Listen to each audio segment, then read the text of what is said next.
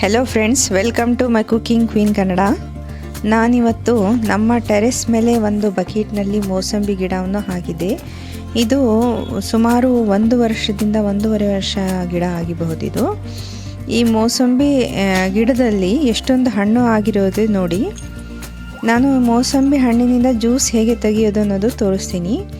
ಈ ಮೋಸಂಬಿಗಳು ಸುಮಾರು 4 ರಿಂದ 5 ತಿಂಗಳವರೆಗೆ ಹಣ್ಣು ಆಗಿವೆ. ಇದರಲ್ಲಿ ನಾನು ಏನು ಫರ್ಟಿಲೈಸರ್ ಹಾಕಿಲ್ಲ, ಬರೀ ನೀರಿಂದ ಇದು ಬೆಳೆದಿರುವಂತಹದ್ದು. ಆರ್ಗ್ಯಾನಿಕ್ ಆಗಿರುವುದರಿಂದ ಈ ಮೋಸಂಬಿ ಗಿಡಗಳ ಜ್ಯೂಸ್ ಹೇಗೆ ಆಗುತ್ತೆ ಅನ್ನೋದು ತೋರಿಸ್ತೀನಿ. ಇದಕ್ಕಿಂತ ಮುಂಚೆ 1 ತಿಂಗಳು ಹಿಂದೆ ನಾನು 4 ಹಣ್ಣಾಗಿದ್ವು. ಅದನ್ನು ಕಿತ್ಕೊಂಡು ಹಾಗೆ ತಿಂದಿದ್ದಾಗ ಅದು ಒಂದು ಸಪ್ಪಗೆ ಒಂದು ಸಿಹಿ ಆಗಿದ್ವು. ಇದರಲ್ಲಿ ಲಿಕ್ವಿಡ್ ಸ್ವಲ್ಪ ಜಾಸ್ತಿ ಇರುತ್ತೆ. ಜ್ಯೂಸ್ ಮಾಡ್ಕೊಂಡು ಕುಡಿದ್ರೆ ಇನ್ನೂ ಬಹಳ ಚೆನ್ನಾಗಿ ಇದು. ಹಾಗಾಗಿ ಬನ್ನಿ ಹೇಗೆ ಇದನ್ನು ಜ್ಯೂಸ್ ಮಾಡೋದು ಅನ್ನೋದು ತೋರಿಸ್ತೀನಿ. ನೋಡಿ, ಇದರಲ್ಲಿ ಲಿಕ್ವಿಡ್ ಭಾಳ ಜಾಸ್ತಿ ಇದೆ. ಇದರಲ್ಲಿ ಸ್ವಲ್ಪ ಸಪ್ಪಗೆ ಬರುತ್ತೆ, ಅಷ್ಟೊಂದು ಸಿಹಿ ಬರೋದಿಲ್ಲ, ಟೈಟ್ ಆಗಿರುತ್ತೆ. ನೀವು ಹಣ್ಣು ಆಗಿರೋದನ್ನು 1 ತಿಂಗಳು ಕಿತ್ಕೊಂಡು ಬಂದು ಹಾಗೆ ಇಟ್ಟಿದ್ದೆ. ಏನಾದರೂ ಇದರಲ್ಲಿ ಚೇಂಜಸ್ ಬರುತ್ತೇನೋ ಅಂತ. 1 ತಿಂಗಳಾದ್ರೂ ಇದು ಕೆಟ್ಟು ಹೋಗಿರಲಿಲ್ಲ.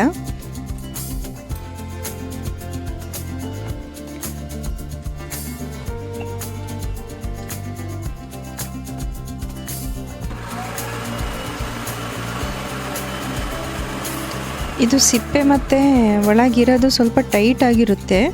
ನೀವು ಮಾರ್ಕೆಟಿಂದ ತಂದಿರೋದು ಮೋಸಂಬಿ ಸ್ವಲ್ಪ ಫುಲ್ಲು ಮೆತ್ತಗಿರುತ್ತೆ.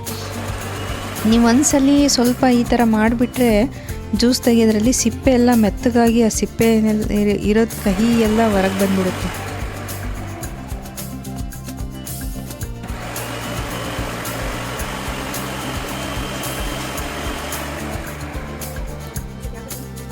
ನೋಡಿ, ನಾನು ಸಕ್ಕರೆ ಇಲ್ಲದೆ ಬರೀ ಜ್ಯೂಸನ್ನು ತೆಗೆದು ಜ್ಯೂಸ್ ತೆಗಿತಾ ಇರೋದು.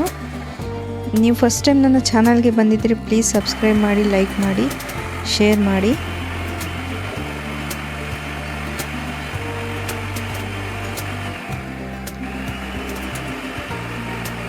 ನಾನು 3 ಮೋಸಂಬಿ ಜ್ಯೂಸ್ ಅಷ್ಟೇ ತೆಗ್ದಿರೋದು. ನೋಡಿ ಎಷ್ಟೊಂದು ಆಗಿದೆ ಇದು ಲಿಕ್ವಿಡು.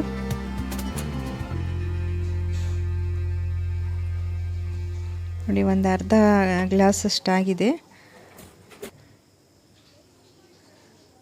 ನೀವು ನನ್ನ ವಿಡಿಯೋ ನೋಡಿದ್ದಕ್ಕೆ ತುಂಬ ಧನ್ಯವಾದಗಳು.